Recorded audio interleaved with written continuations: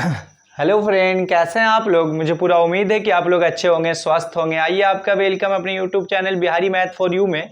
जैसा कि मैं आपके सामने फिर से पूरी एनर्जी, विश्वास और ईमानदारी से अपने नेक्स्ट क्लास की ओर उपस्थित हुआ हूं।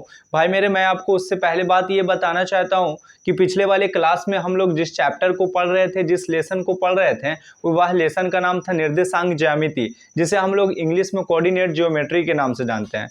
और अभी तक हम लोग पार्ट थर्ड को देख चुके थे और उस पार्ट थर्ड में जितना भी बेसिक था, एक अच्छा कंटेंट था जो मैंने काफ़ी अच्छे ढंग से आपके बुक से बताया था। और जितना भी क्वेश्चन का लेवल था वह काफ़ी लेवल को हम लोग कुछ हद तक पार कर चुके थे। ठीक है, आज उसी चैप्टर पर हम चर्चा करने वाले हैं। कुछ और भी आपके सामने मैं कुछ प्रॉब्लम को लाने वाला हूँ, कुछ सवाल को लाने वाला हूँ जो आपके लिए एनसीईआरटी बुक के लिए काफ़ी इंपॉर्टेंट है, आपकी एग्जाम की दृष्टि से भी काफ़ी इंपॉर्टेंट है। ठीक है, तो मैं ये चाहता हूं कि जितना भी एक अच्छा क्वेश्चन है, जितना भी एक अच्छा बेस है, मैं आपको कोऑर्डिनेट ज्योमेट्री से एक अच्छा कंटेंट दे दूं ताकि आपको किसी भी तरह का कोई प्रॉब्लम ना हो। ठीक है, तो चलिए बिना इधर उधर की बातें करते हुए मैं अपने क्लास को स्टार्ट करता हूं, आगे की ओर बढ़ता हूं। उससे पहले आप किसी भी तरह का कोई माइंड में बोझ हो, टेंशन हो, प्रेशर हो तो प्लीज उसे साइड कर दें। 20 या 25 मिनट भाई मेरे, 20 या 25 मिनट आप मेरे साथ बने रहें। मैं यकीनन आपके 20 या 25 मिनट में कुछ आपको एक नया चीज देने वाला हूं, कुछ सिखाने वाला हूं। ठीक है,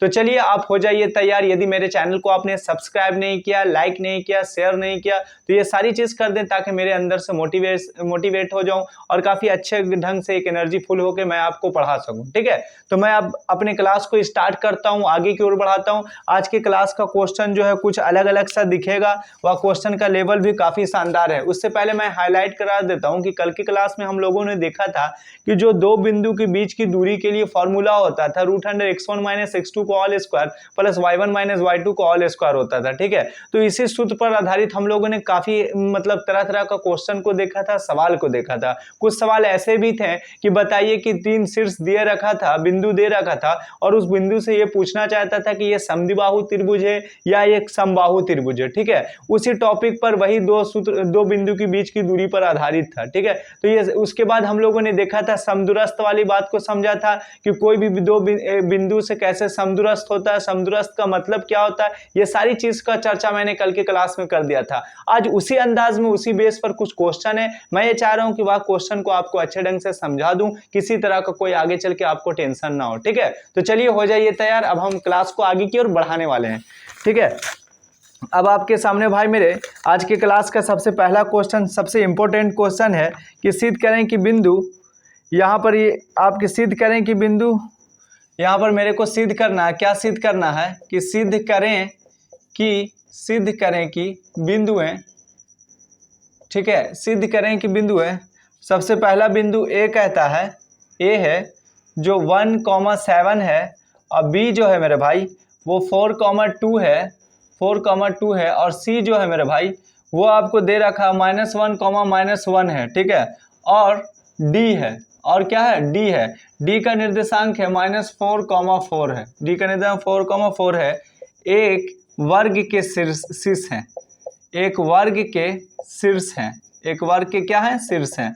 ये मेरे को सिद्ध करना है। जिस तरह से कल के क्लास में हमने बताया था कि मतलब समद्विबाहु त्रिभुज को शीर्ष करने के लिए डिस्टेंस वाला सूत्र यूज किया था और वहां पर हम लोगों ने काफी अच्छे ढंग से समद्विबाहु त्रिभुज को पहचाना था कि वह समद्विबाहु त्रिभुज को बताता है या नहीं बताता। आज उसी तरह से आपके बुक में बोल रहा है कि सिद्ध करें कि बिंदु ए है, बी है, सी है और डी है, यानी 4 बिंदु का पार्ट है और वह चारों बिंदु बोल रहा है कि एक वर्ग का शीर्ष है, एक वर्ग का शीर्ष है। कहने का मतलब कि वर्ग को पहले जानते हैं कि वर्ग होता क्या है। वर्ग उसे कहा जाता है जिसकी सभी भुजा समान होती है। सभी भुजा समान का मतलब जितना भी दोनों के बीच का डिस्टेंस रहेगा, सभी चारों साइड के बीच का, वो सब क्या होगा, इक्वल होगा और साथ ही साथ विकर्ण भी बराबर होता है, तो उसे हम लोग वर्ग के नाम से जानते हैं। ठीक है, तो यदि उस लेवल में हम अगर इसे चेंज करके देखते हैं, यदि वैसा रूल को फॉलो करता है तो हम समझेंगे कि दिया गया जो जितना भी 4 शीर्ष है वह बिंदु जो है वर्ग को दर्शाता है। चलिए अब हम लोग बनाना स्टार्ट करते हैं मेरे भाई।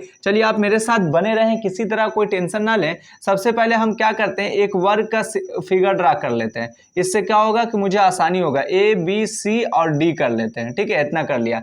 ए का निर्देशांक है कि 1,7 है, ये लिख दिया। बी का निर्देशांक है 4,2 है मेरे भाई, और सी का निर्देशांक है -1,-1 है, ठीक है, इतना है। और डी का निर्देशांक है -4,4 है, ठीक है। ये निर्देशांक, ये चारों पॉइंट का शीर्ष बिंदु मैंने लिख दिया काफ़ी अच्छे वे में, काफ़ी किसी तरह कोई टेंशन ना हो। अब क्या हमने बताया कि यदि ए बी बराबर आ जाए, डी सी आ जाए, और ए डी बराबर सी डी बी सी आ जाए, यानी कहने का मतलब कि सारा साइड इक्वल आ जाए, इतना बराबर इतना, इतना बराबर इतना, तो हम कह सकते हैं कि दिया गया डिस्टेंस जो है वह एक वर्ग को दर्शाता है। तो चलिए वह भी हम निकाल लेते हैं काफ़ी अच्छे ढंग से। ये वह निकालते हैं क्या, तो सबसे पहले हम लोग ए बी निकालते हैं। क्या निकालते हैं, ए बी के लिए ए बी बराबर जो होता है, दो बिंदु के बीच की दूरी के लिए फॉर्मूला हम लगाएंगे यहाँ पर।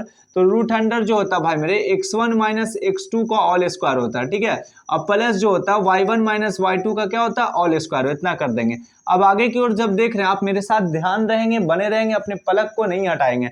अब यहाँ x1 है तो x1 का काम 1 कर रहा है, तो 1 माइनस, और x2 का काम कर रहा है 4 कर रहा है, 1 - 4 का ऑल स्क्वायर हो गया। प्लस y1 है तो y1 का काम जो है 7 कर रहा है, और y2 का काम 2 कर रहा है, तो यहाँ पर 2 हो गया, ठीक है। अब हम लोग इसे कैलकुलेशन मेथड द्वारा हल करेंगे। ये -3 का स्क्वायर हो गया भाई मेरे, और ये जो हो गया 5 का स्क्वायर हो गया। अब आगे की ओर देखते हैं तो 3 का स्क्वायर 9 हो गया, 5 का स्क्वायर 25 हो गया। अब 25 और 9 जब ऐड करते हैं, जोड़ते हैं, तो 25 और 5 30 और 4 क्या हो गया, 34 हो गया। पता ही चला √34 यूनिट आया, इतना आया ना। अब देखो इतना आया। जिस तरह से ए बी साइड को हमने पता लगा लिया, अब क्या करेंगे, ए बी से हम आते हैं बी सी पर, बी सी साइड को पता लगाते हैं, ठीक है। जस्ट उसी तरह से x1 - x2 का ऑल स्क्वायर, फॉर्मूला को बार बार लिख देंगे। इससे क्या फायदा होगा कि आप जो है फॉर्मूला को काफ़ी लंबे समय तक आप याद कर सकते हैं। इसलिए बार बार जब प्रैक्टिस करो तो उसी बीच में आप फॉर्मूला को लिखते चलो, ताकि आप अपने माइंड से फॉर्मूला को ना भूल पाएं। x1 - x2 plus y1 - y2 का ऑल स्क्वायर हो गया, ठीक है। अब यहाँ पर हम देखते क्या है कि x1 का काम जो है b कर रहा है, यानी b के रूप में यह निर्देशांक पहला पॉइंट 4 है, तो 4 हो गया भाई मेरे। x2 का काम -1 कर रहा है, -1 को हम ब्रैकेट में लिखेंगे, ठीक है, प्लस ऑल स्क्वायर। उसी तरह से y1 का काम 2 कर रहा है, तो 2 लिख दिया। अब y2 का काम -1 कर रहा है, तो ये -1 को हम ब्रैकेट में लिखेंगे, ठीक है, इतना का स्क्वायर कर देंगे, इतना काम कर देंगे। अब देखो मेरे भाई, -1 गुने -1 तो प्लस हो जाएगा, 4 1 कितना हो जाएगा, 5 हो जाएगा, ये 5 का स्क्वायर। उसी तरह से माइनस गुने माइनस हो गया, यानी +1 हो गया, 2 1 कितना हो गया, 3 का स्क्वायर। पता ही चला कि ये भी आगे चल के आया 5 का स्क्वायर। जब आगे की ओर प्रोसेस बढ़ाएंगे तो 25 हो गया, ये क्या हो गया, 9 हो गया, तो ये हो गया कितना, √34 यूनिट। यानी अभी तक ऐसा लग रहा है कि 2 पॉइंट बराबर आया, यानी 2 डिस्टेंस, एक ए बी और बी सी। उसी तरह से हम आगे ज्ञात करेंगे, जब बी सी ज्ञात कर लें तो आप सी डी पास जाएंगे। क्या ज्ञात करेंगे, सी डी पास, बारी बारी से सब ज्ञात करेंगे। वही फॉर्मूला लगाएंगे, x1 - x2 का ऑल स्क्वायर, x1 - x2 का ऑल स्क्वायर प्लस जो होता है y1 - y2 का ऑल स्क्वायर, ठीक है। ये बार बार हम सूत्र को लिख रहे हैं इसलिए कि ताकि लंबे समय तक हमें याद रहे, चाह कर भी हम इसे भूल ना पाएं।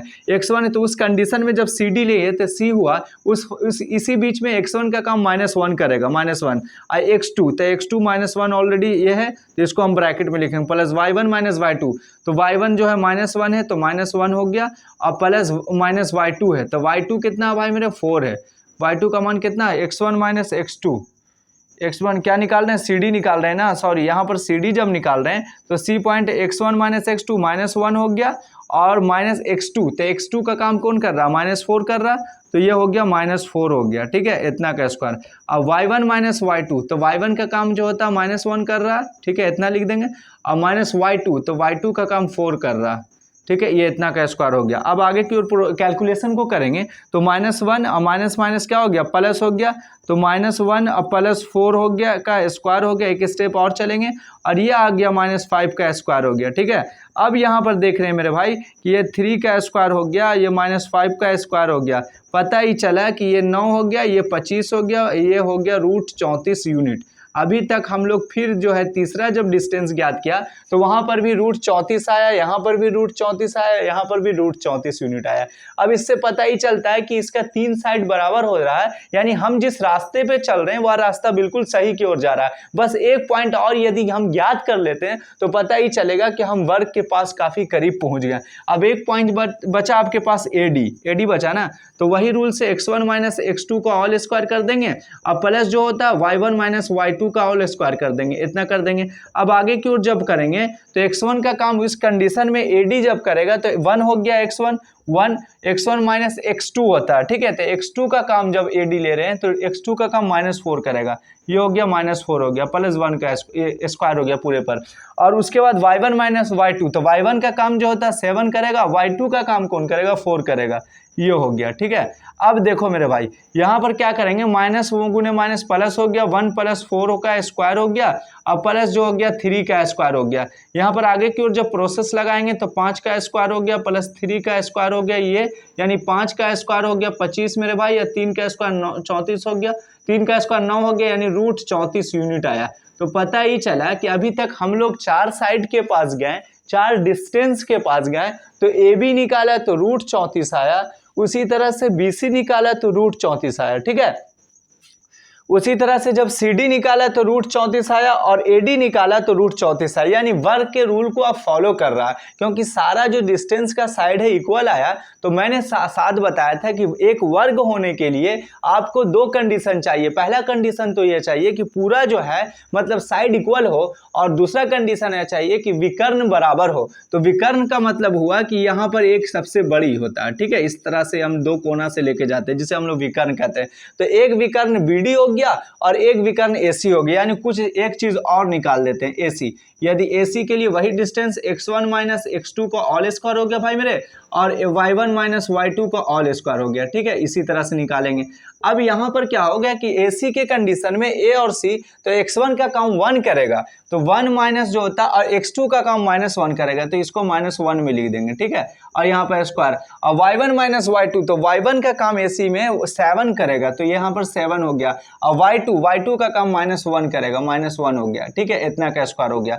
अब आगे की ओर जब डील करेंगे तो माइनस गुने माइनस प्लस हो गया, 1 + 1 का स्क्वायर हो गया, अब प्लस 7 माइनस गुने माइनस प्लस हो गया, तो 7 + 1 का स्क्वायर हो गया, ठीक है। अब यहाँ पर क्या हो गया कि 2 का स्क्वायर इधर हो गया और 8 का स्क्वायर हो गया, तो 2 का स्क्वायर मेरे भाई 4 हो गया, 8 का स्क्वायर 64 हो गया। ये दोनों को जब ऐड करेंगे तो 68 यूनिट आ गया। यानी हम देख रहे हैं कि इसका पहला विकर्ण जिसको कहते हैं, क्या कहते हैं, विकर्ण। हम यहाँ पर शॉर्ट में लिख दिया ताकि समझ में आए कि ये पॉइंट जो दर्शा रहा है विकर्ण को दर्शा रहा है, ठीक है। अब अगला जो बचा आपके सामने विकर्ण, वो बच गया BD, बच गया, क्या बच गया, BD। तो इसलिए आप BD भी निकाल लेंगे, ठीक है। इस तरह से हम BD को यहाँ निकाल लेंगे, इसलिए BD बराबर वही फॉर्मूला x1 माइनस x2 का all square plus y1 minus y2 का ऑल स्क्वायर हो गया। अब उस कंडीशन में B में x1 का काम कौन कर रहा है, B में 4 कर रहा है, तो 4, अब और x2 का काम कर रहा है -4 कर रहा है, -4 हो गया, ठीक है। इतना का स्क्वायर। y1 का काम B में कर रहा है, 2 कर रहा है मेरे भाई। आप मेरे तरफ बने रहे, ऐसा ना कि मुझे छोड़ के आप चले जाएं। और y1 माइनस y2 का काम कर रहा है D में, BD में रूप में -4 कर रहा है, यानी 4 कर रहा है। अब यहाँ पर देख रहे हैं क्या कि माइनस गुने माइनस प्लस हो गया, 4 + 4 का स्क्वायर हो गया, और ये जो हो गया मेरे भाई -2 का स्क्वायर हो गया, ठीक है। अब यहाँ पर 8 का स्क्वायर हो गया, और ये -2 का स्क्वायर हो गया। आगे चल के करेंगे तो ये हो गया 64 हो गया, ये हो गया 4 हो गया। पता ही चला कि ये 68 रूट यूनिट आया।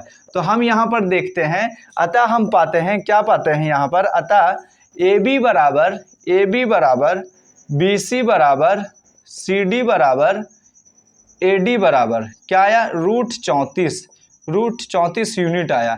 एवं साथ ही में हम क्या कहते हैं, विकर्ण पर जब ध्यान देते हैं, विकर्ण AC बराबर यहाँ पर AC बराबर BD बराबर ये आया रूट 68 यूनिट, ठीक है, रूट 68 यूनिट, ठीक है। तो इससे पता ही चला, अतः ये जितना भी जो शीर्ष दे रखा है, मतलब निर्देशांक ज्यामिति का, यह पूरा शीर्ष जो है वर्ग को दर्शाता है। अतः दिए गए बिंदुएं जो हैं एक वर्ग है, दिए गए बिंदु क्या है, एक वर्ग है। तो मैंने इसी अंदाज में आपके सामने रखा, सिद्ध करने का जो नियम है, सिद्ध करने का जो रूल है, वही रूल पर मैंने रखा। मुझे उम्मीद है कि आपको समझ में आया होगा। कोई भी ज़्यादा भारी नहीं है, सिर्फ जो है डिस्टेंस वाला सूत्र आप यदि लगाते हैं तो वही सूत्र पर, ये फार्मूला पर आधारित मैथ है जो मैंने काफ़ी अच्छे वे में आपके सामने रखा और मुझे उम्मीद है कि आप अच्छे से समझ गए होंगे। ठीक है, चलिए अब हम लोग अगले क्वेश्चन के पास आते हैं, अगला पॉइंट के पास आते हैं, अगले क्वेश्चन के पास आते हैं। ठीक है, इसे मैं हटा रहा हूँ। चलिए आप ध्यान दें, आप अपने ध्यान को इधर उधर नहीं भटकाएं, आप मेरे साथ बने रहें, क्योंकि आप जब मेरे साथ बने रहोगे तो मैं कुछ आपको सिखाऊंगा जो आपके लिए काफ़ी इंपॉर्टेंट फैक्ट है एग्जाम की दृष्टि से भी और सीखने वाली बात की दृष्टि से भी। ठीक है, चलिए अब हम लोग अगले क्वेश्चन की तरफ आते हैं जो आप काफ़ी इंपॉर्टेंट क्वेश्चन है। अब यहाँ पर देखें, आप अगले क्वेश्चन के पास हम लोग आते हैं जो आज के क्लास के लिए काफ़ी इंपॉर्टेंट पॉइंट है। मैं ये चाह रहा हूँ कि पूरी तरह से आपको बता दूँ, किसी तरह का कोई प्रॉब्लम आपको ना हो। देखिए, वाई अक्ष पर वह बिंदु ज्ञात करें जो बिंदु इतना इतना से समदूरस्थ है। वाई अक्ष पर वह बिंदु ज्ञात करें, वह बिंदु ज्ञात करें जो बिंदुओं A 6,5 एवं B जो है -4,3 से समदूरस्थ है, ठीक है, समदूरस्थ है। बड़ा अच्छा क्वेश्चन है, बड़ा इंटरेस्टिंग क्वेश्चन है। आइए मैं आपको ये क्वेश्चन के एक बार फिर से बताना चाहता हूँ कि वाई अक्ष पर वह बिंदु ज्ञात करें, वाई अक्ष पर वह बिंदु ज्ञात करें जो बिंदु इतना और इतना से समदूरस्थ है। ऐसा क्वेश्चन को कल मैंने क्लास में बताया था, पिछले वाले क्लास में, और उसमें बताया कि जब x अक्ष का बात कहे मेरे भाई तो उस कंडीशन में x,0 मानते हैं उसके निर्देशांक को, और जब y अक्ष का बात करें तो उस कंडीशन में 0,y मानते हैं। ठीक है, तो अब हम लोग इसको जब बनाना स्टार्ट करते हैं, हल लिखते हैं। माना कि क्या माना कि ओ बिंदु माना कि O जिसको हम लोग y अक्ष पर स्थित है तो 0,y होगा, 0, क्या होगा, y होगा। माना कि O जो बिंदु है,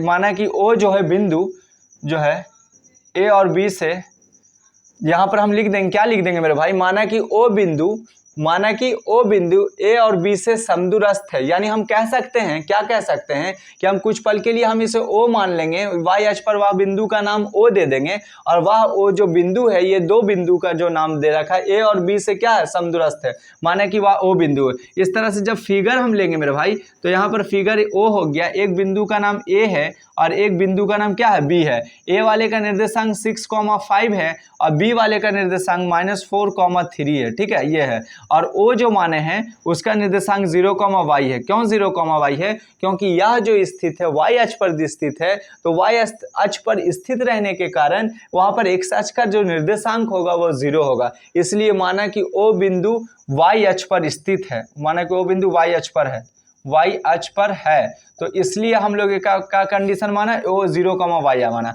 अब क्या निकालेंगे कि समदूरस्थ के लिए,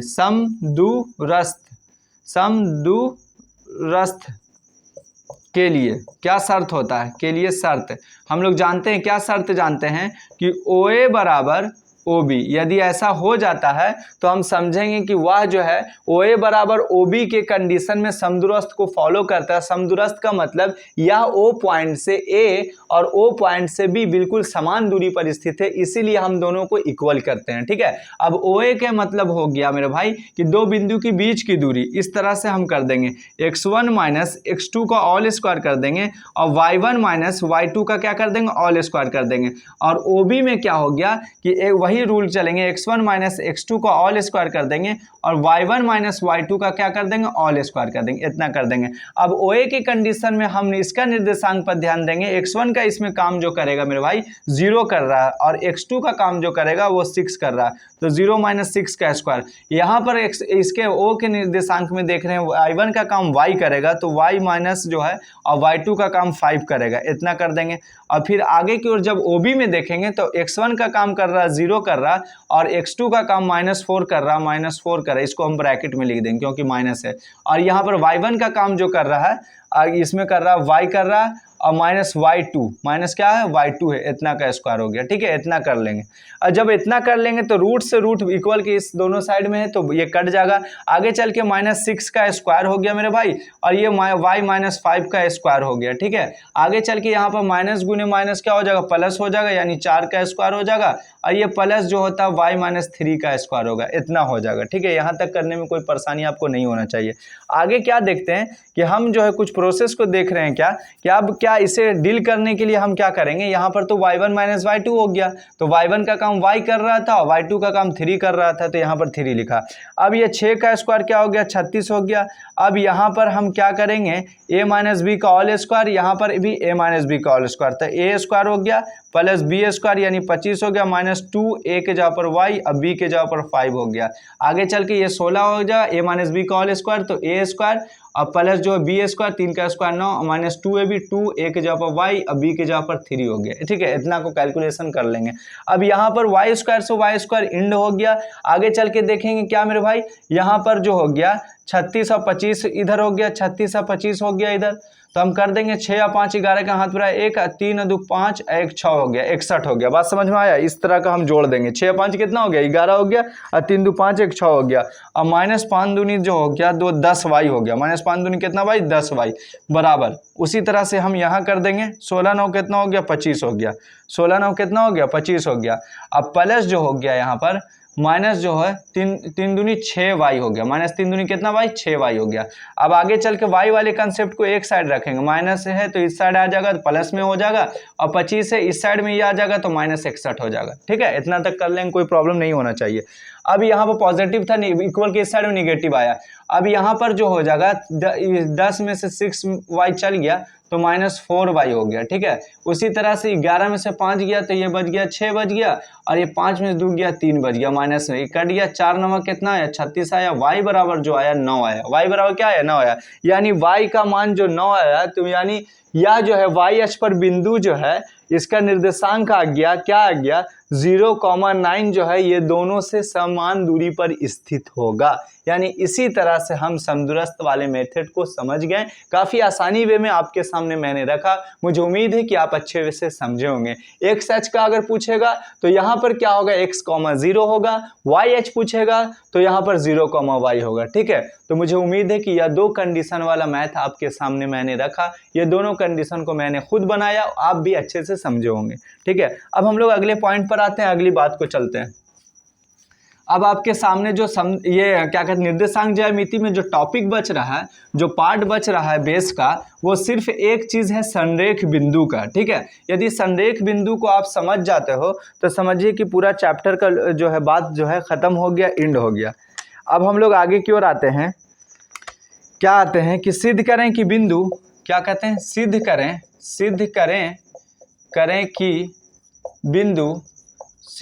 कि बिंदु क्या बिंदु -1,3 और 2,1 और आगे क्या है और 5,-1 संरेखी है। क्या है संरेखी, जिसे इंग्लिश में कॉलिनियर के नाम से जानते हैं, संरेखी है। चलिए, आपके सामने बहुत अच्छा क्वेश्चन है, बहुत लाजवाब शानदार क्वेश्चन कहते हैं निर्देशांक ज्यामिति का। ये सब क्वेश्चन जो है एक दम वाला क्वेश्चन जो आने के एग्जाम में चांसेस बने रहते हैं। आपके सामने भाई मेरे कुछ नया टाइप देखने को मिल रहा है कि सिद्ध करें कि बिंदु इतना इतना और इतना जो है एक संरेखी है, यानी संरेखी की जिसे हम लोग इंग्लिश में कॉलिनियर के नाम से जानते हैं। ठीक है, जिसे हम लोग इंग्लिश में कहते हैं। ठीक है, संरेखी जिसे हिंदी में कहते हैं संरेखी। चलिए इसको हम पाठ को समझते हैं, संरेख क्या होता है, संरेख का मतलब क्या होता है। तो आइए हम लोग इसका मतलब, संरेख का मतलब जो होता है, सा का रेखी का मतलब होता है रेखा, और सा का मतलब साथ होता है। तो वैसा बिंदु जो एक ही रेखा के साथ स्थित हो, एक ही रेखा पर स्थित हो, तो वैसे बिंदु को हम लोग संरेख बिंदु कहते हैं। यानी संरेख बिंदु के लिए हम लोग को कम से कम 3 या 3 से अधिक बिंदु पर जाना पड़ता है। कितना पर जाना है 3 या 3 से अधिक वैसा बिंदु जो एक ही रेखा पर स्थित हो, तो वैसे बिंदु को हम लोग संरेख कहते हैं। एज एग्जाम्पल के तौर पर जैसे मान लिया एक पॉइंट यहाँ पर है, ये मेरे भाई एक पॉइंट यहाँ पर ये है और एक पॉइंट यहाँ पर ये है, तो संरेख का नियम कहता है कि 3 या 3 से अधिक वैसा बिंदु जो एक ही रेखा पर स्थित हो तो वैसे बिंदु को हम लोग संरेख कहते हैं। अब यहाँ पर देखो ये 3 पॉइंट, एक पॉइंट का नाम ए दिया, एक पॉइंट का नाम बी दिया और एक पॉइंट का नाम क्या दिया, सी दिया। तो ये दोनों जो तीनों पॉइंट है मेरे भाई, ये तीनों पॉइंट जो है एक रेखा पर स्थित है, तो यह जो है संरेख वाले नियम को फॉलो कर रहा है, कॉलिनियर वाले नियम को फॉलो कर रहा है। ठीक है, तो मुझे उम्मीद है कि यह बात को आप समझ गए होंगे, किसी तरह का यहाँ तक समझने में कोई दिक्कत नहीं होना चाहिए। मैंने क्या बोला, संरेख का मतलब वैसा 3 या 3 से अधिक वैसा बिंदु जो एक ही रेखा पर स्थित हो तो वैसे बिंदु को संरेख बिंदु कहते हैं। यदि संरेख बिंदु एक ही रेखा पर स्थित होता है, यदि मान लिया जाए कि एक यहाँ हो जाए, एक यहाँ हो जाए, एक यहाँ हो जाए, तो आपको बताना है कि यह बिंदु संरेख है कि असंरेख है। तो कहने का मतलब जब हम लोग इसको मिलाते हैं तो इस तरह से इसका फिगर ड्रा होता है। पता ही चला कि ये दो रेखा में विभाजित हो गया, एक इस लाइन में आया, एक इस लाइन में आया, तो यानी ये संरेख के नियम को फॉलो नहीं कर रहा। संरेख के नियम को फॉलो करने के लिए तीनों बिंदु को एक ही पथ पर होना चाहिए, एक ही रास्ता पर होना चाहिए। ऐसा नहीं कि कोई इधर चल जाए कोई इधर चल, नहीं, बशर्ते क्या हो कि एक सीधा लाइन हो और इसी लाइन में रो में हमारा सारा होना चाहिए। जैसे ये पॉइंट है मेरा, मान लिया कि ये पॉइंट एक यहाँ पर हो गया, ये जब मेरा हथेली देखते हो आप तो ये कोहनी का एक पॉइंट हो गया, एक ये पॉइंट हो गया और ये पूरा हथेली मान लो ये दूसरा पॉइंट हो गया और ये जो बाजू जो है ये तीसरा पॉइंट हुआ। तो ये जब लंबा लाइन रहा तो 1 पॉइंट, 2 पॉइंट और 3 पॉइंट,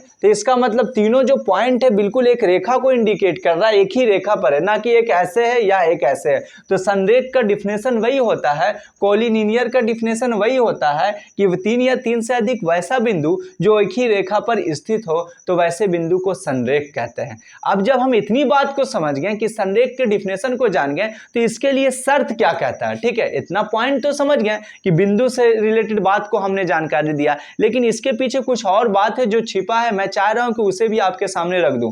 अब वो क्या छिपा बात है मैं आपके सामने बता रहा हूं कि जब यह बिंदु संरेख एक ही रेखा में हो तो उसके कंडीशन क्या होता है, संरेख होने के लिए शर्त होता है, संरेख होने के लिए शर्त होता है। क्या शर्त होता है आइए समझते हैं, हम लोग शर्त के समझते हैं। अभी तक जितना भी मैंने बताया कि दो बिंदु के बीच की दूरी पर आधारित सूत्र पर काम हो रहा है, मैथ आपके सामने बन रहा है। ठीक है, तो उसी तरह से संरेख होने के लिए शर्त क्या कहता है कि ये ए बी प्लस जो है बी सी बराबर ए सी, यदि ये रूल को फॉलो कर जाता है तो हम कहते हैं कि दिया गया निर्देशांक संरेखी बिंदु है, कॉलिनियर बिंदु है, वह पूरी तरह से उस रूल को फॉलो करता है। बात समझ में आया कि नहीं? पहले तो जाना कि संरेख का डिफिनेशन क्या होता है, तो 3 या 3 से अधिक वैसा बिंदु जो एक ही रेखा में स्थित हो तो उसे हम लोग संरेख कहते हैं। दूसरा जाना कि संरेख के लिए शर्त होता है कि ये पार्ट और ये पार्ट दोनों को जब ऐड किया जाए तो ये बड़ा वाला पार्ट के इक्वल आ जाए तो हम कह सकते हैं कि वह बिंदु बिल्कुल संरेख को बताता है, वह बिंदु बिल्कुल कॉलिनियर को दर्शाता है। ठीक है, तो मुझे उम्मीद है कि संरेख वाली मामला को, संरेख वाली बात को काफी अच्छे ढंग से आप समझा होगा, किसी तरह का यहाँ तक कोई प्रॉब्लम आपको नहीं हुआ होगा। ठीक है, तो संरेख के लिए क्या A B plus B C बराबर ए सी। अब आपके सामने ये क्वेश्चन है मेरे भाई, अब आपको जब मैं ये इतना एग्जाम्पल बता दिया तो इसी एग्जाम्पल के सहारे मैं आपके सामने ये रखेंगे। माना कि बिंदु जो है, मान लेते हैं हम, माना कि बिंदु है क्या है, ए जो है वो आपके सामने -1,3 है। ठीक है, अब बी जो है वो आपके सामने क्या है मेरे भाई 2,1 है और सी जो है 5,-1 है। ठीक है, 3 बिंदु है। इस तरह से हम एक लाइन ले लें, यहाँ पर एक का नाम ए रख दें, एक का नाम बी रख दें, एक का नाम क्या रख दें, सी रख दें। तो एक में नामाकरण कर दें -1,3 हो गया, बी में कर दें 2, क्या हो गया 1 हो गया और सी में कर दें 5,-1 हो गया, इतना कर दें। अब क्या हो कि हम लोग संरेख के लिए जो शर्त जानते हैं, शर्त ये कहता है कि A B plus B C बराबर ए सी, दो छोटा का योग, दूरी का योग बराबर बड़ा दूरी का योग। तो हम लोग निकालते हैं ए बी बराबर, क्या निकालते हैं, ए बी बराबर, तो वही दो बिंदु के बीच की दूरी वाला सूत्र यूज करेंगे, x1 माइनस x2 का होल स्क्वायर हो जाएगा, प्लस जो होगा भाई मेरे y1 माइनस y2 का होल स्क्वायर होगा, इतना कर देंगे। अब क्या देख रहे हैं कि x1 का काम -1 कर रहा है और -x2 का काम यहाँ पर ए बी है तो b में x2 2 हो जाएगा, यहाँ पर स्क्वायर हो गया, प्लस y1 का काम जो है इसमें 3 कर रहा है, 3 हो गया, y2 का काम 1 कर रहा है, यहाँ पर ये हो गया स्क्वायर हो गया। अब आगे की ओर जब देखते हैं -1 -2 तो -3 का स्क्वायर हो गया, और 3 में से जब 1 जाएगा तो 2 का स्क्वायर हो गया, इतना कर देंगे। अब माइनस का स्क्वायर प्लस होगा, 3 का स्क्वायर 9 होगा, 2 का स्क्वायर 4 होगा, पता ही चला कि √13 यूनिट आया, ठीक है, √13 यूनिट इकाई आया। अब आगे की ओर जब ए बी निकाल दिया तो अब बी सी पास जाते हैं, बी सी बराबर, बी सी के लिए फिर वही सूत्र करेंगे, x1 - x2 का ऑल स्क्वायर होगा, और प्लस जो होगा मेरे भाई y1 - y2 का ऑल स्क्वायर। आप समझ रहे हैं कि नहीं समझ रहे हैं? आप बिल्कुल मेरे तरफ ध्यान रखेंगे, अपने ध्यान को हटाएंगे नहीं। अब यहाँ पर क्या है कि x1 का काम bc के कंडीशन में b या c, अब यहाँ इसको a से मतलब नहीं रखना, अब मेरे को b और c वाले पॉइंट पर ध्यान देना। तो x1 कर जाएगा काम 2 कर जाएगा, और x2 का काम कर जाएगा 5 कर जाएगा, ठीक है। अब प्लस जो है y1 का काम कर जाएगा मेरे भाई 1 कर जाएगा, y2 का काम -1 कर देगा, इसलिए माइनस ब्रैकेट में लिख देंगे। अब आगे की ओर जब देखते हैं तो 2 - 3 यानी -3 का स्क्वायर हो जाएगा, और माइनस गुने माइनस प्लस हो जाएगा, 1 + 1 हो जाएगा, का स्क्वायर हो जाएगा। आगे की ओर करते हैं, 3 का स्क्वायर 9 हो गया, 2 का स्क्वायर 4 हो गया, ये भी आ गया, √13 यूनिट आ गया, ठीक है, √13 यूनिट। अब आगे की ओर जब निकालते हैं AC निकालते हैं, एक पॉइंट क्या रह गया AC, AC के लिए भी वही शर्त है, x1 - x2 का ऑल स्क्वायर हो गया, प्लस y1 - y2 का क्या हो गया, ऑल स्क्वायर हो गया। अब x1 का रूल को यहाँ पर फॉलो करेंगे, AC कर रहे हैं तो A और C बीच वाले का खत्म हो गया, A में x1 का काम -1 हो गया, अब प्लस x2 का काम कर दिया, ये आपको 5 कर दिया, ठीक है, इतना का स्क्वायर हो गया। अब प्लस y1 - y1 का काम जो हो गया 3 कर दिया मेरे भाई, और y2 का काम जो कर दिया -1 कर दिया, -1 कर दिया, इस तरह से हम ब्रैकेट में कर लेंगे, ठीक है। y1 का काम जो है 3 कर गया, 3 लिख देंगे। अब आगे की ओर देखते हैं तो ये 4 का स्क्वायर हो जाएगा, और ये माइनस गुने माइनस प्लस हो गया, तो ये भी क्या हो जाएगा, 4 का स्क्वायर हो जाएगा, ये भी क्या हो जाएगा, 4 का, 3 में से 1 हो गया, ये प्लस हो गया, 3 1 4 हो गया, 4 का स्क्वायर हो जाएगा।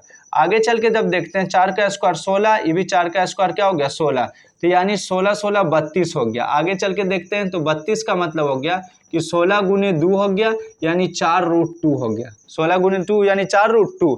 अब संरेख करने का मतलब यह हुआ कि यहाँ पर संरेख है या नहीं है, यानी AC निकाला, A का y1 हो गया, x1 - x1 -1, और प्लस x1, और C का काम हो गया, यहाँ पर C जो हो गया वो उसमें x2 हो गया, 5 हो गया, ठीक है, इतना हो गया। 3 - 1 y1 - y2, y1 का काम 3 कर गया, और y2 का काम -1 तो +1 हो गया, 5 4 का स्क्वायर हो गया, ये 3 माइनस गुने माइनस क्या हो गया, प्लस हो गया, प्लस 3 1 क्या हो गया, 4 हो गया, यानी 4√2। अब हम लोग संरेख के लिए शर्त है, संरेख के लिए शर्त जो होता है वो इसे हम लिख दें, शर्त क्या शर्त होता है, AB प्लस BC बराबर क्या होता है, AC होता है ना। तो AB का वैल्यू कितना आया मेरे भाई, AB का वैल्यू √13 आया, ठीक है, और BC का वैल्यू क्या आया, BC का वैल्यू आपके सामने क्या आया, BC का वैल्यू भी √13 आया, ठीक है, इतना आया। और AC का वैल्यू क्या आया, 16 दूनी 4 का स्क्वायर, 16 दूनी 32, 16 दूनी 32, 4 हो गया वर्गमूल में, 4√2 आया, ठीक है। यानी यह जो बिंदु दे रखा है ये दोनों छोटी दूरी का योग बड़े दूरी के बराबर नहीं आ रहा है, यानी यह बिंदु को फॉलो नहीं कर रहा।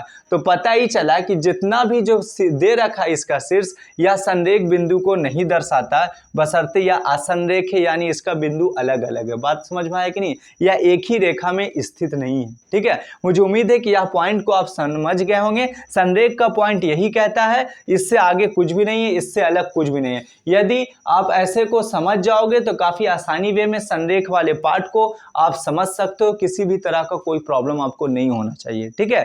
तो चलिए आज की क्लास को मैं यहीं तक विराम करता हूं, यहीं तक एंड करता हूं, फिर हम लोग कल मिलेंगे पूरे अच्छे ढंग से। आप जितना भी अभी तक आज की क्लास को मैंने पढ़ाया है अच्छे से आप प्रैक्टिस कर लो, और जितना भी इस संरेख बेस पर आधारित प्रॉब्लम है आपके बुक में वो अच्छे ढंग से आप बना लो, ताकि आपका प्रैक्टिस अच्छा हो जाए। और जब प्रैक्टिस अच्छा होगा तो फिर मैथ से थोड़ा सा करीब काफी आप हो जाओगे, उससे दूरी कम हो जाएगा, ठीक है। मुझे उम्मीद है कि आप मेरी बात को मानेंगे। यदि मेरा क्लास अच्छा लगा तो प्लीज आप मुझे कमेंट करके बताएं। आज की क्लास के लिए बाय, फिर हम लोग कल मिलेंगे।